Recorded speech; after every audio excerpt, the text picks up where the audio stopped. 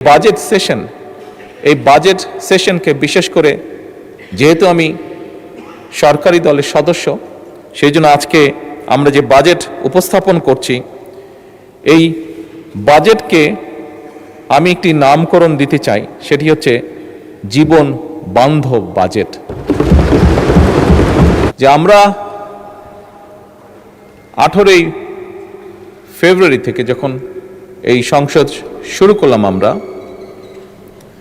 তারপর থেকে বিভিন্ন চড়াই উতরাই পেরিয়ে আমরা আজকে এখানে এসেছি, আমরা উভয় পক্ষ, এবং আমাদের মধ্যে বিভিন্ন বিষয়ে আলোচনা হয়েছে, আমাদের মধ্যে বিভিন্ন বিষয়ে ঐক্যমত হয়েছি, আমরা আমাদের মধ্যে বিভিন্ন বিষয়ে দ্বিমত হয়েছে। কিন্তু তারপরেও আমি মনে করি, দৃঢ়ভাবে আমি আজকে এখানে দাঁড়িয়ে বিশ্বাস করি যে আমরা মনে হয় দেশের মানুষের সামনে একটি আশা তুলে ধরতে পেরেছি।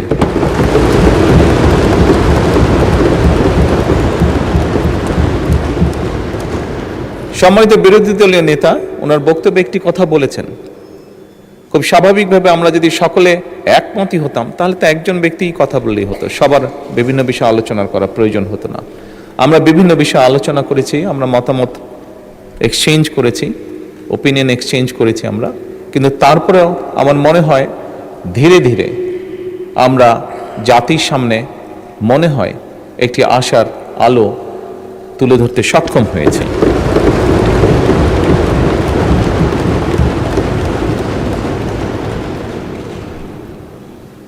মাননীয় স্পিকার, আমরা যে কাজটি করতে সক্ষম হয়েছি, এটা যে শুধুমাত্র আমাদের নিজেদের জন্যই করতে সক্ষম হয়েছি তার জন্য নয়, তা নয়। আমি মনে করি এটিতে সবচেয়ে বড় যদি ক্রেডিট দিতে হয়, তাহলে এই দেশের সাধারণ মানুষ যারা আছে, এই দেশের নাগরিক যারা আছে, 20 কোটি মানুষ, তাদের প্রত্যেককে এই ক্রেডিটটা দেওয়া উচিত। কারণ তাদের সহযোগিতার কারণেই আজকে আমরা উভয় পক্ষ এখানে বসে সুন্দরভাবে আলোচনা করে দেশকে একটি সামনের দিকে নিয়ে যাবার পথ হয়তো তৈরি করতে পারছি। মাননীয় স্পিকার, এখানে প্রত্যেকটি মানুষ, দেশের বিবেকবান প্রত্যেকটি মানুষ, প্রত্যেকটি শ্রেণী পেশার মানুষ ওয়াকিফাল আছেন যে কি প্রেক্ষাপটে যখন 5ই আগস্ট ঘটেছিল, তখন দেশের রাজনৈতিক অবস্থা, দেশের সামাজিক অবস্থা, দেশের অর্থনীতি, দেশের শিক্ষা, স্বাস্থ্য, যাই বলি না কেন, একটি দেশকে ঘিরে প্রত্যেকটি কি শোচনীয় অবস্থায় ছিল। সেখান থেকে পর্যায়ক্রমিকভাবে আমরা দেশে একটি গণতান্ত্রিক অবস্থা তৈরি করতে সক্ষম হয়েছি, যেখানে সংসদে বসে প্রত্যেকটি সদস্য, রাজনৈতিক দলের সদস্যই হোক, ইন্ডিপেন্ডেন্ট বা স্বতন্ত্র সদস্যই হোক না কেন, প্রত্যেকটি সদস্য বসে সিভিলাইজড ওয়েতে, সভ্যভাবে আমরা দেশের মানুষের স্বার্থ নিয়ে আলোচনা করছি এবং সিদ্ধান্ত গ্রহণ করছি আমরা। সেজন্যই আমি সকলকে আবার আন্তরিকভাবে ধন্যবাদ জানাতে চাই। মাননীয় স্পিকার, স্বাভাবিকভাবেই দেশের আইন কানুন, রাষ্ট্র ব্যবস্থা, সরকার ব্যবস্থা, সংসদীয় ব্যবস্থা, যেভাবে যেটাই বলি না কেন, আজকে যে কারণে আমরা সকলে এখানে একত্রিত, সেটি হচ্ছে বাজেট উপস্থাপন। খুব স্বাভাবিকভাবেই রাষ্ট্র ব্যবস্থায় বাজেট একটি অত্যন্ত গুরুত্বপূর্ণ বিষয়। মাননীয় স্পিকার, সংসদের সময় অত্যন্ত মূল্যবান। আমরা দেশের অতীত, বর্তমান, ভবিষ্যৎ নিয়ে অনেক আলোচনা করেছি, অনেক বক্তব্য রেখেছি। অতীত কি হয়েছে, ভালো মন্দ কি হয়েছে, আমি সেই ডিবেটে আর যাব না। আমাদেরকে অবশ্যই সামনে চলতে হবে, আমাদেরকে অবশ্যই, আমরা অতীতে দেখেছি দুঃখজনকভাবে একটি চিত্র বারবার দেখেছি আমরা, সেটি হচ্ছে যত না আমরা ভবিষ্যৎ নিয়ে আলোচনা করেছি, তার থেকে বেশি আমরা অতীত নিয়ে আলোচনা করেছি।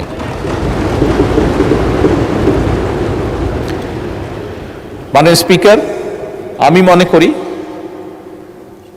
আজকে দেশের প্রত্যেকটি মানুষ চায় যে আমরা ভবিষ্যৎ নিয়ে কথা বলবো।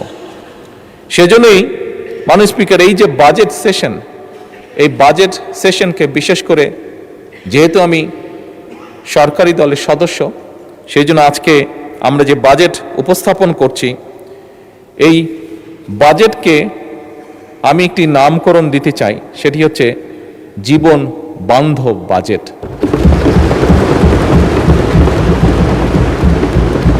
মাননীয় স্পিকার, বাস্তবতা হচ্ছে খুব স্বাভাবিকভাবে যেহেতু বাজেটটি সরকারি দল উপস্থাপন করছে, আমরা স্বাভাবিকভাবেই চেষ্টা করব যে একটি সুন্দর, একটি স্বাভাবিক, একটি বাস্তবমুখী বাজেট উপস্থাপন করার জন্য।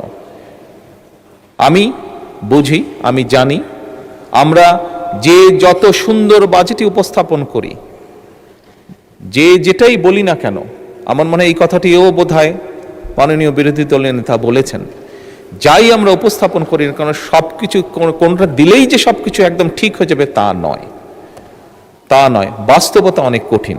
তারপরেও বিভিন্ন বিষয় বিবেচনা করে মাননীয় স্পিকার, যে বাজেটটি আমরা এখানে উপস্থাপন করেছি সেটি অবশ্যই আমরা চেষ্টা করেছি আমাদের সর্বোচ্চ দিয়ে, আমাদের সর্বোচ্চ বুদ্ধি, বিবেক, জ্ঞান দিয়ে আমরা চেষ্টা করেছি এমন একটি বাজেট উপস্থাপন করতে, যেই বাজেটটি শ্রেণী পেশা সমাজের সকল মানুষ কিছুটা হলেও যাতে কিছুটা হলেও স্বস্তির শ্বাস ফেলতে পারে। মাননীয় স্পিকার,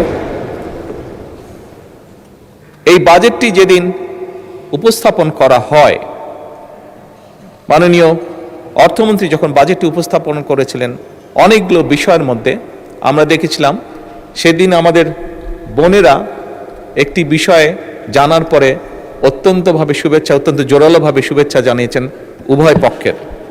সেটা হচ্ছে যে নিত্য প্রয়োজনীয় যেসব জিনিস আছে, নিত্য প্রয়োজনীয় বলতে যা আমরা সাধারণত বুঝে থাকি, এরকম 61 পণ্যের উপর বলা যায় সম্পূর্ণভাবে আগে যা ট্যাক্স ছিল সেগুলো প্রত্যাহার করে নেওয়া হয়েছিল।